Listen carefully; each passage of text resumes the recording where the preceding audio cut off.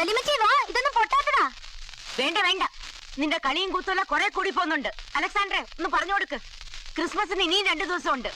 ദിവസവും പടക്കം പൊട്ടിച്ച് കാശ് കളയണ വെറുതെ. ശരിയാ, അതായത് രാജാക്കന്മാര് വാൽനക്ഷത്രം കണ്ട് ഈ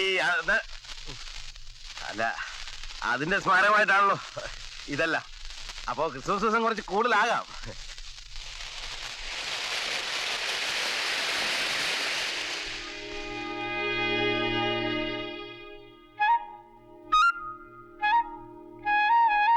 ഇല്ല പെണ്ണെ, ഈ ക്രിസ്മസ് നീ ആഘോഷിക്കില്ല.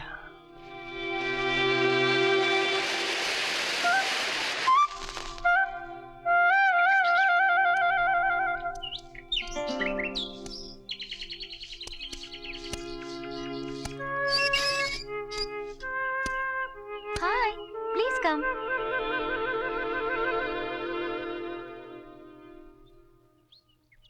It's really a pleasant surprise.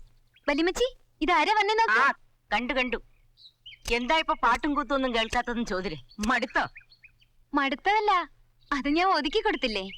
എന്നാലും ശ്രീ വലിയ പാട്ടുകാരാണെന്നൊക്കെ കേട്ടിട്ടുണ്ട്. ചിലപ്പോ പെട്ടെന്ന് പാടിയെന്നിരിക്കും അല്ലേ? ഞാൻ വന്നത് ഞങ്ങൾ ഹിന്ദുക്കളായതുകൊണ്ടാ ഈ ക്രിസ്മസ് ആഘോഷങ്ങളൊന്നും പങ്കെടുക്കാതിരിക്കുന്നത്. അതില് പരിഭവം തോന്നരുത് അമ്മ പറഞ്ഞു. എനിവേ, പക്ഷേ ഹാപ്പി ആൻഡ് മെരി ക്രിസ്മസ്. കാപ്പൊടിച്ചിട്ട് പോവാം. വേണ്ട വേണ്ട, എനിക്ക് പോണം. വല്യമ്മച്ചിയുടെ സ്പെഷ്യൽ പ്രാവൻ സൂപ്പ് ഉണ്ട്, എന്റെ മമ്മിക്ക് ഏറ്റവും ഇഷ്ടമുള്ളത്. കഴിച്ചിട്ട് പോവാം. അല്ല, അമ്മ ഗുരുവായൂർക്ക് പോകാൻ കാത്തേക്കാ, ഞാൻ കൊണ്ടുപോയി. പോട്ടെ പോട്ടെ. ശ്രീ ശ്രീ വന്നതിന് 100 താങ്ക്സ്. അയ്യോ, വെൽക്കം. പിന്നെ ഞങ്ങളിന്ന് ഡയമണ്ട് സാരുമായി കരോൾ പാർട്ടിക്ക് പോകുന്നുണ്ട്. ശ്രീ വരുന്നോ? ഒരു രസം. അതിനൊന്നും ഞാനില്ല. ഹിന്ദു ആയതുകൊണ്ട് ക്രിസ്മസിന് വരണ്ട, എന്റെ ബർത്ത്ഡേ പാർട്ടിക്ക് വന്നൂടെ? എന്താ വരില്ലേ? വരാം. പിന്നെ എന്റെ ഒരു പ്രസന്റ്. Thank you.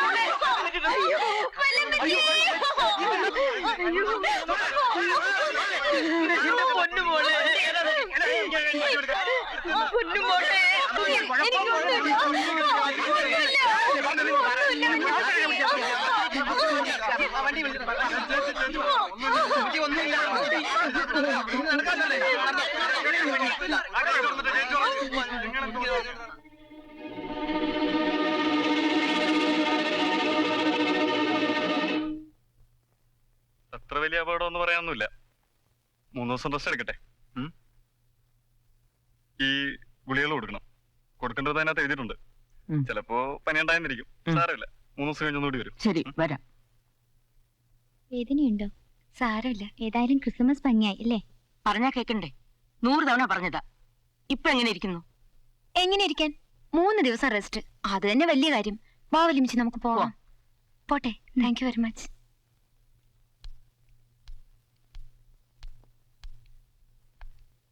ഇങ്ങനെയൊക്കെ ആയെന്ന് വെച്ച് നാളത്തെ പ്രോഗ്രാമിന് കുഴപ്പമൊന്നും ഉണ്ടാവരുത്. ഒരു പ്രോഗ്രാം വേണ്ട.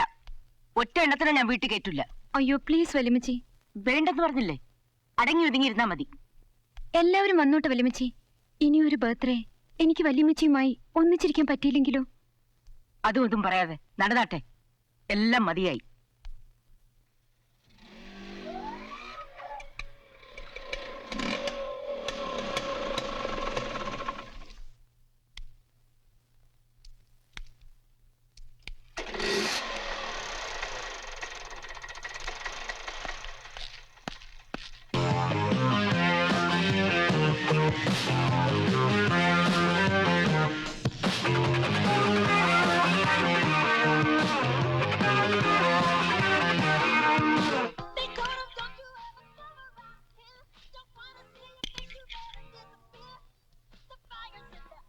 കുറച്ചുകൂടി സൂപ്പ് തരട്ടെ മോളെ.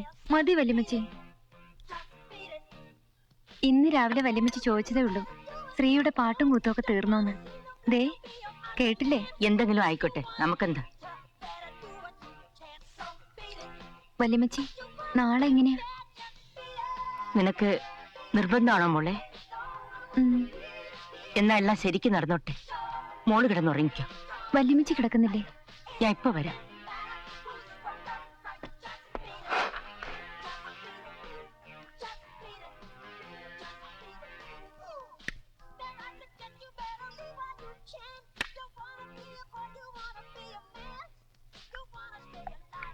എന്തുവാ കഴിച്ച വല്യമ്മച്ചി? ഉറങ്ങാനുള്ള ഗുളികകളാണ്. അതെന്തിനാ? നീ വരുന്നതിന് മുമ്പേ ദിവസവും 2 ഗുളികകൾ കഴിക്കണമായിരുന്നു. നീ വന്നതിൽ പിന്നെ ആ സ്വഭാവം മാറിയതാ. ഇന്നെന്തോ ഉറക്കം വരില്ലാന്ന് തോന്നുന്നു. കൈ വേദനയുണ്ടോ മോളെ? ഇല്ല, ഒട്ടുമില്ല. ഉറങ്ങാൻ നമുക്ക്. ഉം.